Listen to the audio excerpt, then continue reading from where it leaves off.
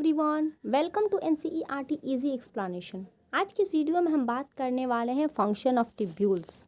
This is the part 4 video from the chapter excretory product and it's elimination. इससे पहले वाली video में हमने बात किया था कि फॉर्मेशन ऑफ यूरिन किन किन स्टेप्स में होता है, तो थोड़ा सा उसको पहले बच्चों रिकैप करते हैं। हमने देखा था कि यूरिन का जो फॉर्मेशन होता है बेसिकली 3 स्टेप में होता है, फिल्ट्रेशन, रीअब्जॉर्प्शन एंड सेक्रीशन। फिर हमने ये भी देखा था कि कौन कौन सी चीज़ें उसमें इन्वॉल्व होती हैं और किस तरह से उसका मैकेनिज़्म क्या है।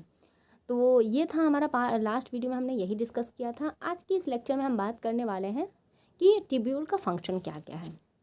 तो जैसा कि बच्चों हम लोगों ने पहले ही जान रखा है कि जो ट्यूब्यूल्स होते हैं उसमें बेसिकली 4 चीज़ें आती हैं, that is PCT, proximal convoluted tubule, loop of Henley, distal convoluted tubule and lastly collecting duct. ठीक है, तो चलो बच्चों वन बाय वन चारों को डिस्कस करते हैं। तो सबसे पहले बच्चों जो पीसीटी होता है that is proximal convoluted tubule, वो लाइंड होता है simple cuboidal brush border epithelium से। की पॉइंट है बच्चों, याद रखना इसको कि जो लाइन होता है पीसीटी का, कौन सा सेल पाया जाता है इससे, क्योंकि प्रीवियस ईयर में बहुत बार क्वेश्चन आया हुआ है कि simple cuboidal brush border epithelium कहाँ प्रेजेंट है, दैट इज़ पीसीटी में।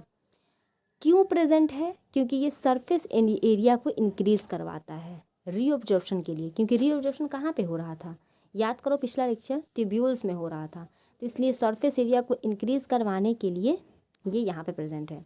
सेकेंड चीज़ कि लगभग जितने भी एसेंशियल न्यूट्रिएंट्स होते हैं, लगभग 70 से 80% इलेक्ट्रोलाइट्स हुए, वाटर हुए, सारा का सारा रीअब्जॉर्प्शन यहीं पर होता है। की पॉइंट याद रखो बस इतना कि मैक्सिमम रीअब्जॉर्प्शन होता है पीसीटी में।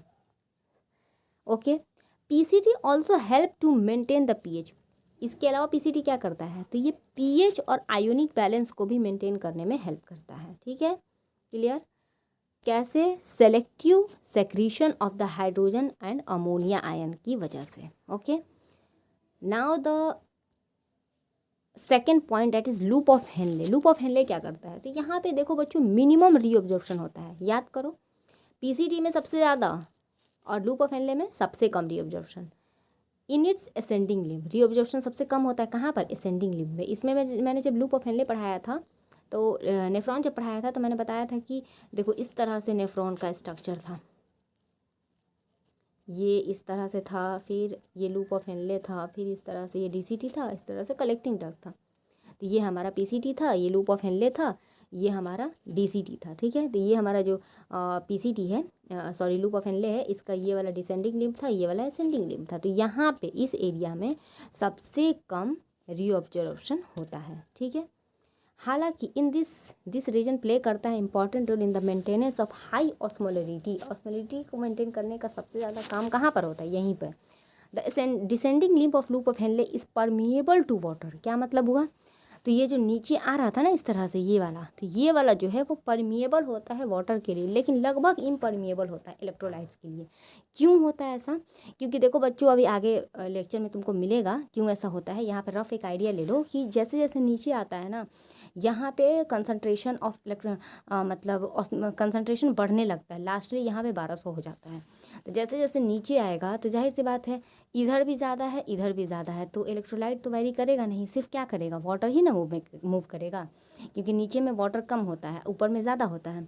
ठीक है, इसका उल्टा होता है, जैसे जैसे ऊपर जाता है ना, तो वाटर क्या करता है कि अभी हम बताएंगे, देखो वाटर के लिए इम्परमिएबल हो जाता है, जबकि इलेक्ट्रोलाइट्स के लिए परमिएबल हो जाता है असेंडिंग लिम्ब। ठीक है, इसलिए therefore as the concern filtrate pass करता है अपवर्ड।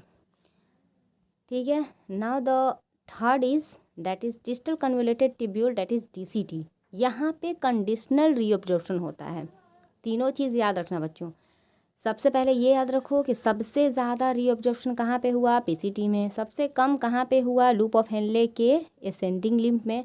और कंडीशनल रीअब्जॉर्प्शन कहाँ पे हुआ, तो डिस्टल कन्वोलेटेड ट्यूब्यूल में। ठीक है, सोडियम एंड वाटर जो होता है इसके सेगमेंट में रीअब्जॉर्ब करता है।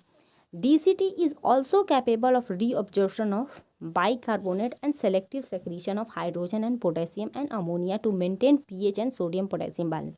यानी कि DCT में और भी चीज़ें होती हैं। क्या क्या चीज़ें होती है भाई, तो यहाँ पे पहला चीज़ तो ये होगा कि कंडीशनल रीअब्जॉर्प्शन होता है सोडियम और वाटर का। दूसरा हो जाएगा कि ये बाइकार्बोनेट का यहाँ पे सेलेक्टिव सेक्रीशन होता है, रीअब्जॉर्प्शन होता है, और हाइड्रोजन, पोटेशियम और अमोनिया का यहाँ पे मेंटेन होता है पीएच के लिए। ठीक है, तो ये था हमारा डीसीटी। अब लास्टली हम लोग बात करेंगे कलेक्टिंग डक्ट के बारे में। ये है कलेक्टिंग डक्ट, सबसे लंबा डक्ट होता है from the cortex of the kidney, जो कि इनर पार्ट होता है मेडुला का।